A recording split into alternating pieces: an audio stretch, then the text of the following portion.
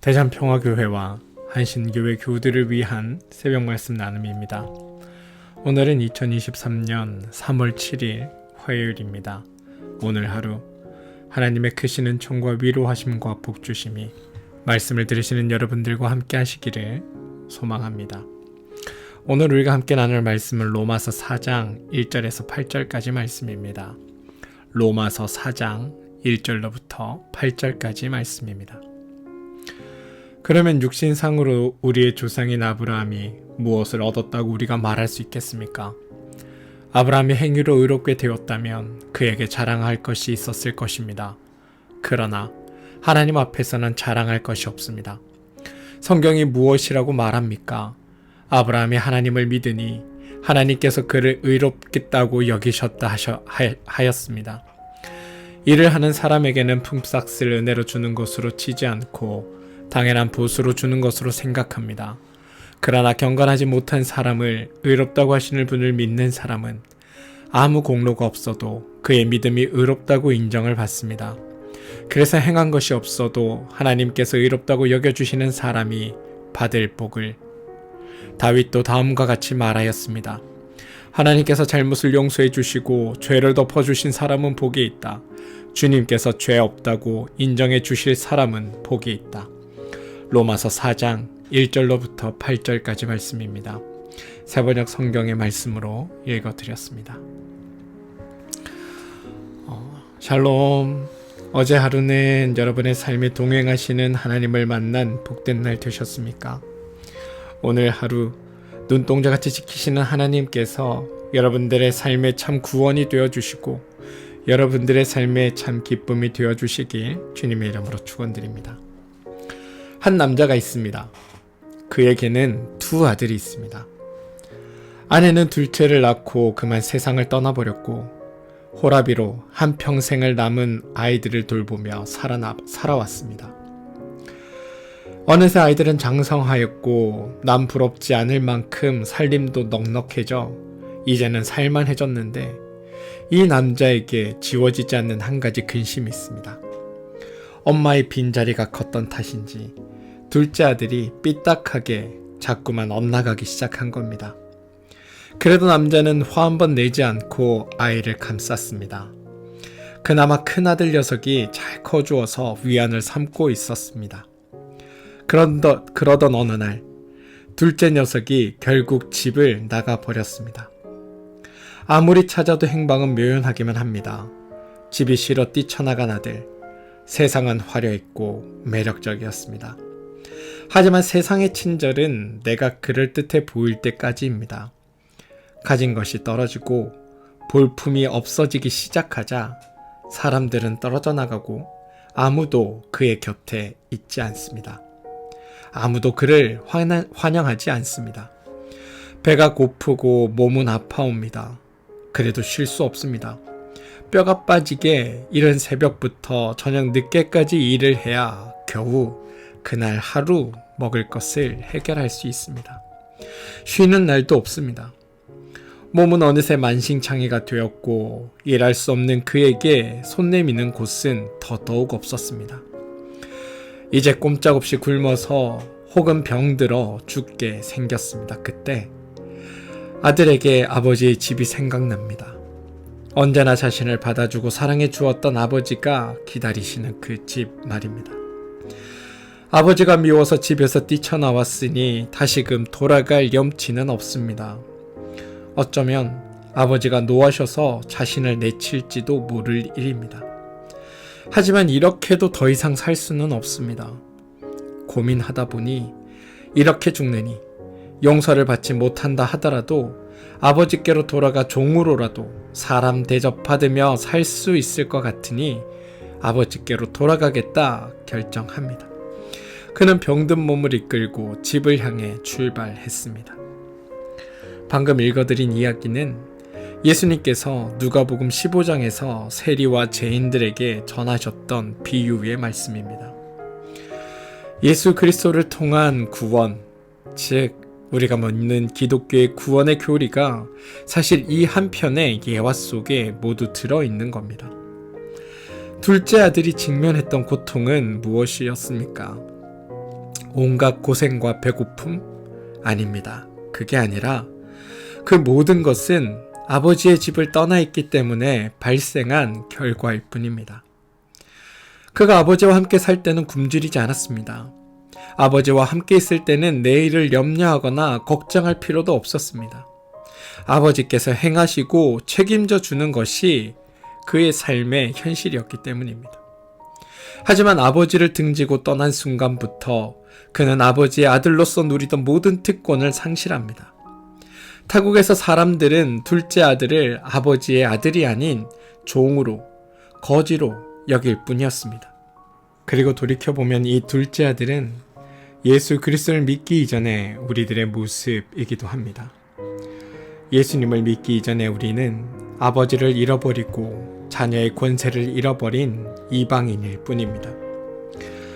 잃어버렸다는 것, 이것은 대상과의 관계가 끊어졌다라는 것과도 끊어졌다는 것을 의미하기도 합니다.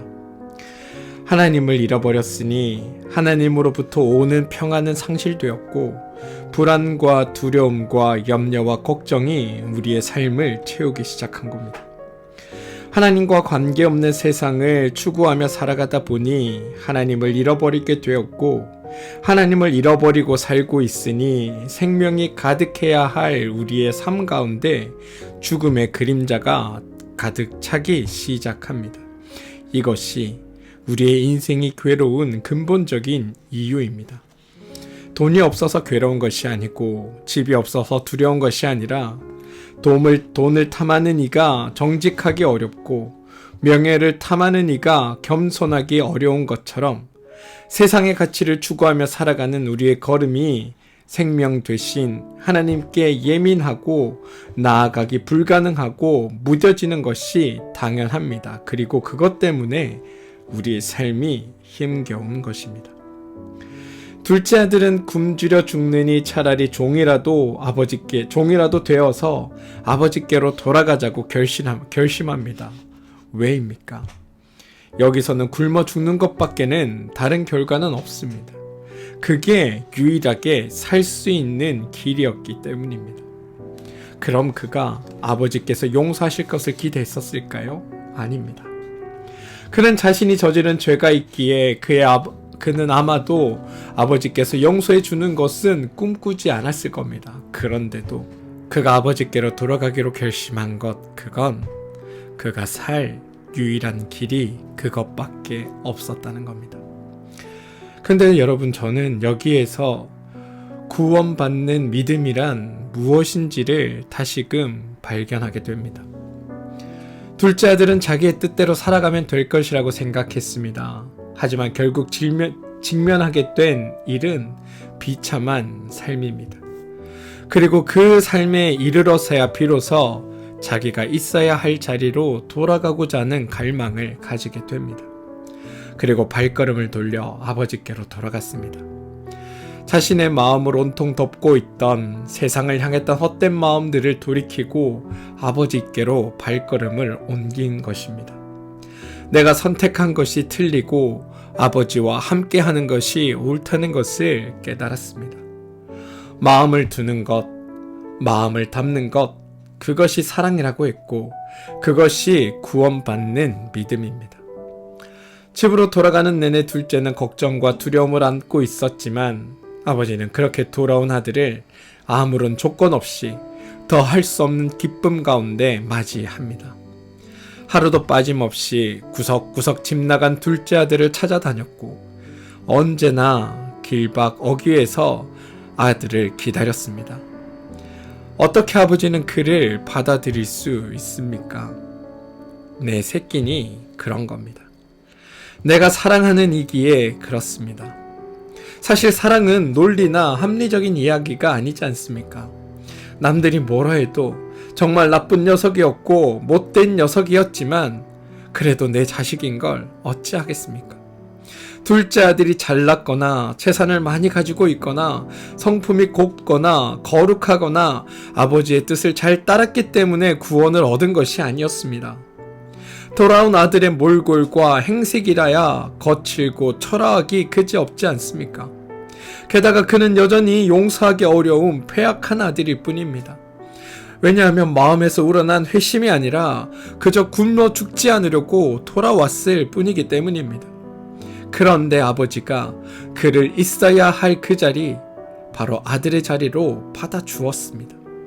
집을 향해 아버지께로 돌이킨 것은 둘째 아들이었지만 그의 돌이킴이 행복한 결말을 맞이해낼 수 있었던 것은 조건 없이 그를 받아준 아버지의 사랑 때문이었습니다. 둘째 아들이 탕자 페루나가 아닌 아버지의 아들인 것은 아버지가 그를 아들로 받아주었기 때문입니다. 그 집안에 있던 종들도 이웃들도 하다못해 첫째 형도 그를 아들로 인정할 수 없었지만 손가락질하고 수군수군 거렸지만 아버지만은 이렇게 외친 겁니다. 이는 죽었다가 살아 돌아온 내 아들이다. 사랑하는 성도 여러분, 하나님께서 우리를 의롭다 칭해 주셨다는 것은 바로 이와 같은 뜻입니다. 살아 돌아온 내 아들이라고 불러주신 것이라는 겁니다. 하나님께로 돌이킨 이들이 하나님의 아들이 기대했던 종이나 파렴치한 페루나가 아닌 사랑하는 그 집안의 둘째 아들, 상속자로 받아주셨다는 뜻입니다. 하나님께서 우리를 의롭다 여겨주신 것은 우리가 무엇을 해서 얻어낸 어떤 지위나 부유함이나 결과물이 아니라 하나님께서 우리를 먼저 사랑하셨기에 우리를 먼저 기다렸고 우리를 먼저 용서했다는 하나님의 선언인 겁니다. 하나님께서 우리를 의롭다 여기셨다는 말은 하나님께로 돌이키고자 하는 우리를 하나님께서 어떻게 받아들이시는가에 대한 하나님의 답이라는 겁니다. 그런데 우리는 자꾸만 의롭다라는 말 때문에 우리는 하나님께서 우리를 의롭게 여기셨다라는 이 말을 윤리적인, 도덕적인 완전함으로 떠올리곤 합니다. 그런데 여러분, 하나님께서 우리를 의롭다 여기셨다는 이 말은 하나님과 우리의 사이의 관계가 회복되었다는 것, 본래 우리가 있어야 할 곳으로 돌아왔다는 것을 뜻합니다. 아버지의 아들의 자리로, 아버지의 사랑을 받는 자녀의 자리로 돌아왔다는 것을 말합니다. 내 탐욕과 욕심과 내 본성과 세상의 그릇된 가치관을 따르지 않고 하나님의 뜻을 따르며 사는 관계가 되었다는 것을 뜻한다는 겁니다. 그리고 자녀가 부모의 뜻을 따르듯이 하나님의 자녀만이 하나님의 뜻을 따르는 겁니다. 이제 우리는 이방 땅에서 나그네처럼 유리하며 살아가지 않아도 됩니다. 세상의 권세와 힘에 눌려 죽음의 그 지배력 앞에 주눅들어 어깨 늘어뜨리고 절망의 노예가 되어 살아가지 않아도 되는 겁니다. 하나님은 이미 우리를 위해 독생자이신 예수를 통해 또 그의 죽음을 통해 우리를 하나님의 자녀로 받아들여 주셨기 때문입니다.